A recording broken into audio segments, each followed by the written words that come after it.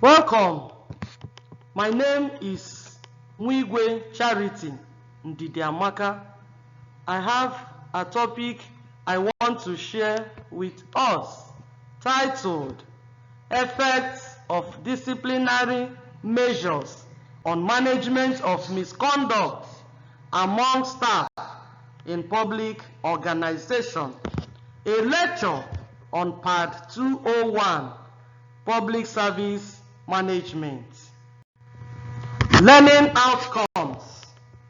By the end of the lesson, the students should be able to define misconduct, identify various types of misconduct, justify the disciplinary measures for the identified misconduct, explain the procedure for proper management of misconduct in organizations. Introduction.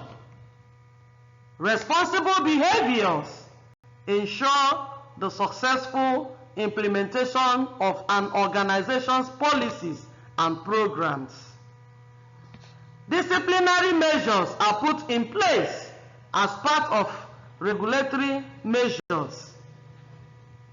Rules and regulations ensure stability of organization. In every organization, there is need to have rules and regulations which the organization should abide at all times. Identification of problems. Despite the presence of disciplinary measures, staff attitude to work has not improved. Inasmuch as we have measures that regulate misconduct, we still identify these issues, ensuring that every staff that is involved in misconduct should undergo the punishments to affect him or her. Yet, we discover that there's increments on misconduct in civil service on daily basis. Again, there is no effective mechanism for managing misconduct. It is sometimes being politicized. What we mean here is that it is just based on familiarism. Politics has taken place in civil service. Things are no more done by merit. It is a kind of who knows who. It is no more by merit, but by familiarism. This misconduct has hindered the performance and attainment of organizational goals. What is misconduct? The Public Service Rule 2007 defined misconduct as a specific act of wrongdoing or an improper behavior which is immiscible to the image of the service, which can be investigated and proved, which can also lead to termination and retirement. It can also be defined as wrongful, improper, or unlawful conduct motivated by premeditated or intentional purpose, or by the obstinate indifference to the consequences of one's act. Types of misconduct. Under here, we have theft, fraud, insubordination, harassment, dishonesty, negligence, discrimination, abuse of power, drug abuse, bullying, lateness, physical violence, vandalization of properties, and so on. Disciplinary measures for misconduct. Yes, here we have query. When a staff is engaged in misconduct, first of all, that staff should be queried to know why he should engage on such act. And then we have reassignment. Under reassignment, such staff can be reassigned to another office. The essence of doing this is to enable him sit up. You know, at times, over-familiarism can affect one's work.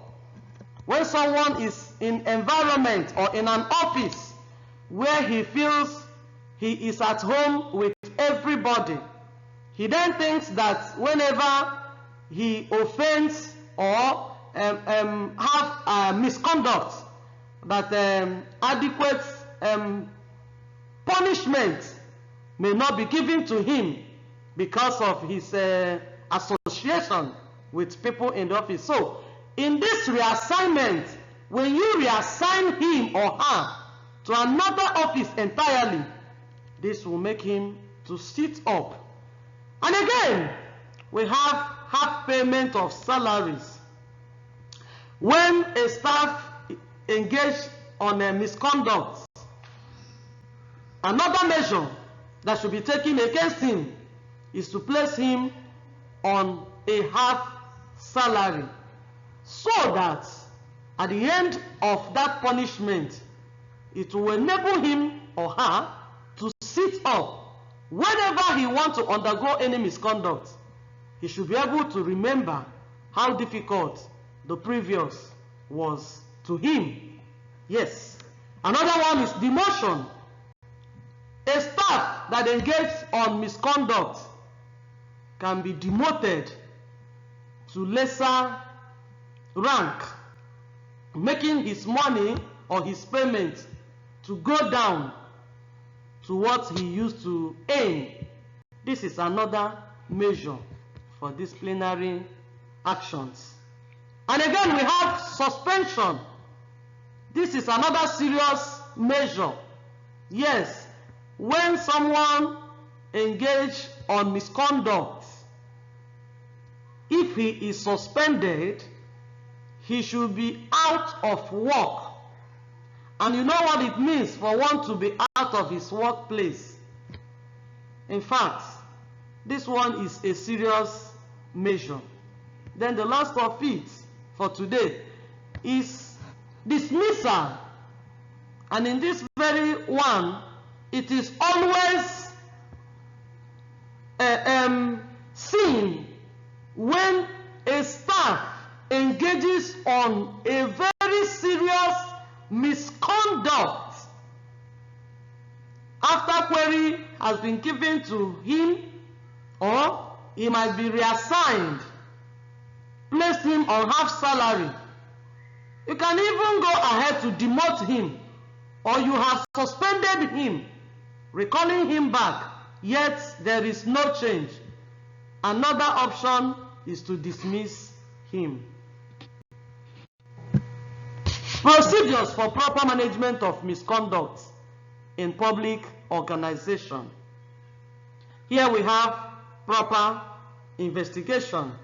Yes, there are procedures to ensure proper management of misconduct in public organization. That is proper investigation. When someone engaged in misconduct, there is need to properly investigate on such matter. When you have investigated on that, there is need for documentation of evidence. Here, you begin to document your evidences. Again, you decide on the consequences. What measures are we going to use Maybe it varies depending on the level of the misconduct. And then another one is to implement immediate action. That's when action will come in. Yes, after that, there is need to educate other staff, telling them dangers associated in misconduct in civil service. Thank you.